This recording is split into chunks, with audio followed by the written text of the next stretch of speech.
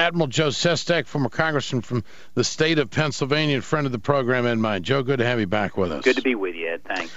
CNN's Arizona Republican Party debate was pretty much in general agreement on foreign policy, except for Ron Paul.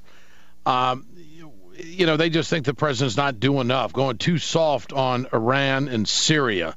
In fact, almost inviting intervention there in Syria, saying that we're not doing enough.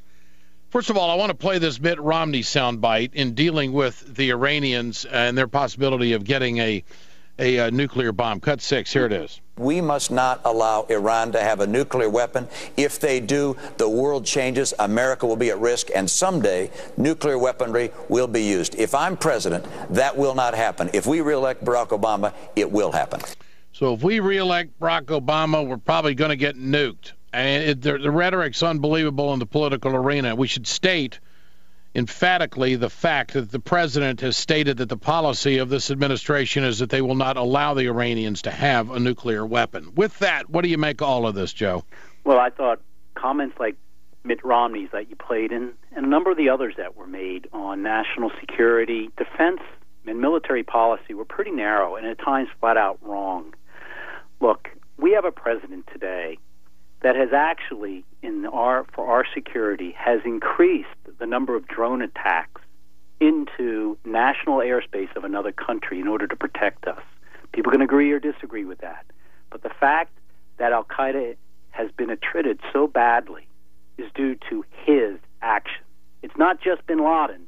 There's a lot of others that he has done to ensure he's enhanced our security. Second, when I hear comments that were displayed on that stage, like Mitt Romney's, that we have a smaller Navy, which gets to my heart, today than we did a number of years ago. There's no admiral today that would ever give away his aircraft carrier battle group of today for one of 4 years ago or 10 years ago. And here's why. Today's aircraft carrier can hit in 24 hours 9 times the targets that same aircraft carrier with the same amount of aircraft could hit 15 years ago. We have one aircraft carrier today because of our sensors, our ability to target, the immediacy of which we can do things with precision guide munitions. With all aircraft on an aircraft carrier, one aircraft carrier today is equivalent to 9 of just 15 years ago. And so you sit back and say, why do some people really believe that bigger is better when it's effectiveness? And number two, why do people, like Mitt Romney just said about Iran, think that militaries can fix your problems? We don't. We can stop a problem, but we don't fix problems. And that's what this president of ours today is doing, trying to bring about an Iran that doesn't have nuclear weapons without the cost of our U.S. service members having to do something that could lose their life. What about all the talk about handling the Syria situation? So that, almost inviting intervention.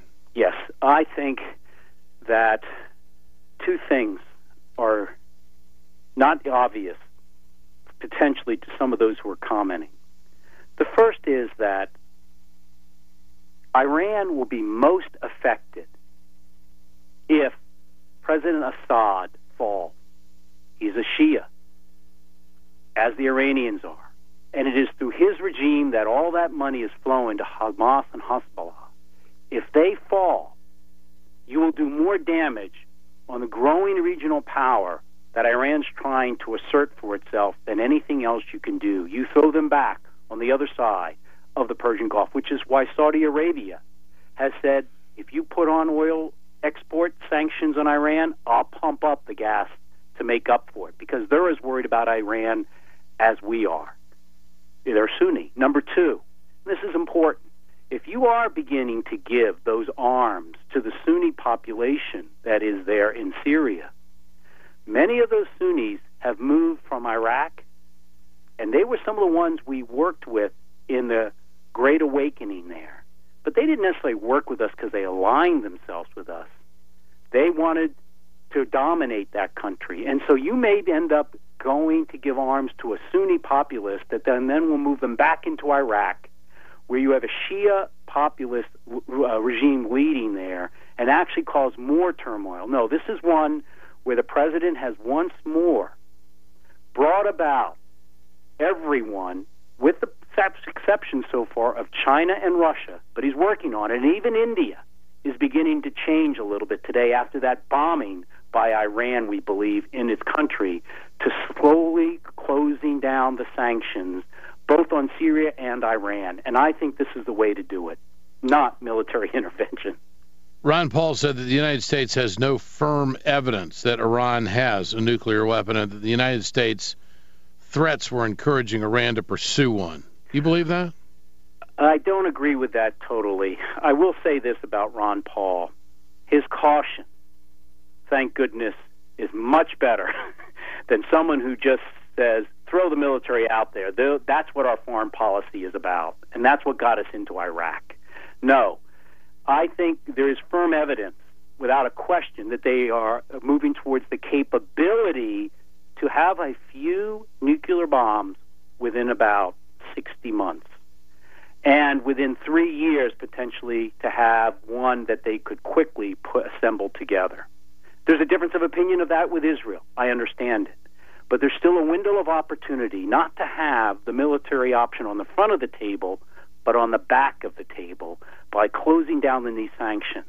And so I don't agree with that comment by Ron Paul that there's no evidence that they aren't moving towards potentially having it. Now, we have to remember that when we close down on the oil exports of Iran, that's 80% of their whole export revenue.